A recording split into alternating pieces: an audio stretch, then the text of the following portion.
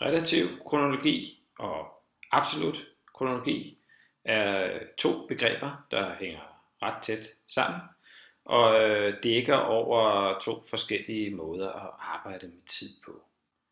I forenklede fællesmål der finder man dem under kompetenceområdet kronologi og sammenhæng, og under færdigheds- og vidensområdet kronologi efter 4. klassetrin, der er det formuleret sådan her. Eleven kan placere elementer fra historien tidsmæssigt i forhold til hinanden, og for at kunne gøre det, så skal eleven have viden om relativ kronologi. Så det er altså relativ kronologi, man bør arbejde med i 3. og 4. klasse. Absolut kronologi dukker op hernede. Eleven kan placere historiske perioder i absolut kronologisk sammenhæng. Så det er altså her de to begreber stammer fra. Når man arbejder med relativ kronologi, så arbejder man ikke nødvendigvis med specifikke årstal. Her handler det mere om at kunne placere forskellige perioder eller begivenheder i forhold til hinanden, altså med et før, samtidig med eller efter perspektiv på tid.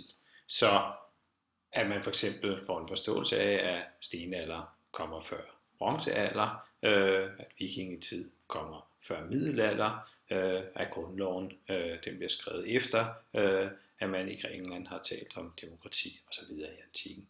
For eksempel.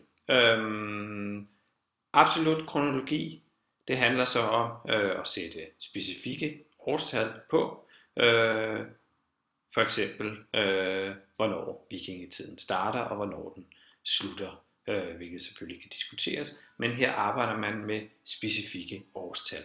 Og årsagen kan man sige til, at man i 3. og 4. klasse arbejder med relativ kronologi, og først i 5. og 6. klasse begynder at arbejde med specifikke årstal, så er det fordi langt de fleste undersøgelser tyder på, at børn først i sådan 10, 11, 12 års alderen rigtig får noget ud af at arbejde med de her relativt store og for børnene noget abstrakte tal.